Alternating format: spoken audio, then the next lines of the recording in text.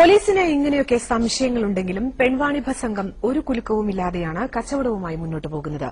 നേരത്തെ ഭീഷണിയുമായി മനോരമ ന്യൂസ് സംഘത്തെ നേരിട്ട കൊച്ചിയിലെ ഒരു പ്രമുഖ ഏജന്റ് തന്നെ ഇക്കാര്യം വെളിപ്പെടുത്തുന്നു.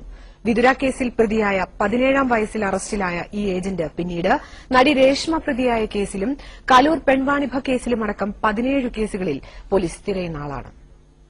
സൈറ്റിൽ കണ്ട അഡ്രസ്സിൽ ബന്ധപ്പെട്ടപ്പോൾ ഫോൺ എടുത്തതും പെൺകുട്ടികളെ എത്തിച്ചു തന്നതും സോമൻ എന്ന് പരിചയപ്പെടുത്തിയ ഇടനിലക്കാരനാണ്.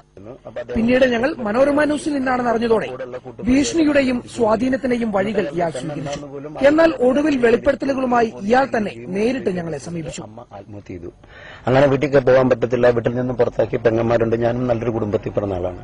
സ്വാഭാവികമായിട്ട് ആഴ്ചയിൽ 2 ദിവസം ഒപ്പിടണം, ഉള്ള ജോലി പോയി കേരളത്തിന് വെളിയിൽ പോയി ജോലി ചെയ്യാൻ പറ്റില്ല, ആഴ്ചയിൽ വരാനായിട്ട് നമുക്ക് ബുദ്ധിമുട്ടുണ്ട്, ഇന്ത്യക്ക് വെളിയിൽ പോകാൻ പറ്റത്തില്ല, പാസ്പോർട്ടും കാര്യങ്ങളൊക്കെ. ഓട്ടോമാറ്റിക്കലി വിശ്വസ്ത്രീകളായിട്ട് ബന്ധപ്പെടേണ്ടി വന്നു. വീണ്ടും അവർ നമ്മളെ കേസിനും മറ്റുള്ള കാര്യങ്ങളിലും സഹായിച്ചു. അവർക്ക് കൂട്ടുപോകുന്നോണം അന്നത്തെ കാലത്ത് ഈ ബിസിനസ് സ്റ്റാർട്ട് ചെയ്തു. അന്ന് മൊബൈലില്ല, പേജറില്ല, ഇന്റർനെറ്റ് ഇല്ല, ഒന്നുമില്ല. അങ്ങനെ റോഡിലൂടെ നടന്ന് ഈ തൊഴിലുമായിട്ട് ബന്ധപ്പെട്ട് പിന്നെ അതൊരു പ്രൊഫഷണലായിട്ട് സ്വീകരിച്ചു. ഉന്നതരും അവരുടെ മക്കളുമെല്ലാം ഉൾപ്പെട്ടതാണ് സംസ്ഥാനത്തെ പെൺവാണിഭ സംഘമെന്ന് ഇയാൾ തന്നെ പറയുന്നു.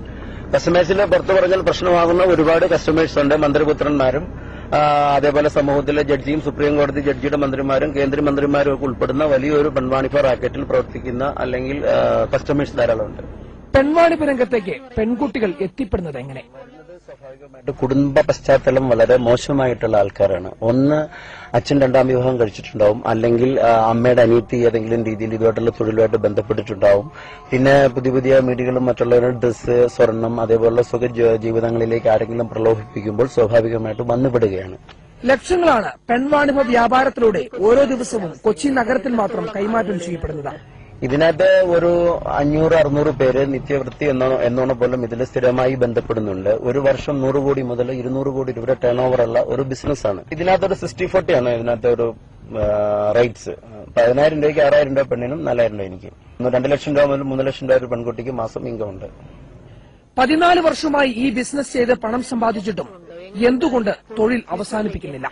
എന്റെ നാട്ടുകാർക്കെല്ലാം അറിയാം എനിക്ക് വാണിഭവമാണെന്ന്, എന്റെ വീട്ടുകാർക്കറിയാം എല്ലാവർക്കും വാണിഭവമാണെന്ന്, ഈ സിറ്റിയിലുള്ള ഒട്ടുമിക്ക ആൾക്കാർക്കും അറിയാം എനിക്ക് വാണിഭവമാണെന്ന്. എനിക്ക് എല്ലാവരും സപ്പോർട്ടാണ്. പെൺവാണിഭ സംഘങ്ങളുടെ പ്രവർത്തനം ഫോൺ വഴി കസ്റ്റമർ സംസാരിക്കും, അദ്ദേഹമായിട്ട് സംസാരിച്ചിട്ട് അദ്ദേഹത്തിന് ആവശ്യമുള്ള സ്റ്റഫിനെ ഫോൺ വഴി റേറ്റ് പറഞ്ഞ് കൺഫേം ചെയ്യും. അതിനുശേഷം കസ്റ്റമർക്ക് എത്തിച്ചു കൊടുക്കും. ഓരോ ദിവസവും ലക്ഷങ്ങളുടെ വരുമാനമുള്ള ഈ ഏജന്റ് പക്ഷേ ഈ തൊഴിൽ തൽക്കാലം നിർത്താൻ ഉദ്ദേശിക്കുന്നില്ല. അതിനുണ്ട് സാധാരണക്കാരന്റെ അമ്മയ്ക്കും പെങ്ങൾക്കും റോഡിലിറങ്ങി നടക്കാൻ പറ്റുന്നതുകൊണ്ട് വാണിഭം ഇവിടെ ഉള്ളതുകൊണ്ടാണ്. 4 വയസ്സുകാരിയെ ഒരിക്കലും 60 വയസ്സുകാരൻ പീഡിപ്പിക്കില്ല, അവന് സെക്സ് ചെയ്യാൻ പറ്റുന്നുണ്ടെങ്കിൽ.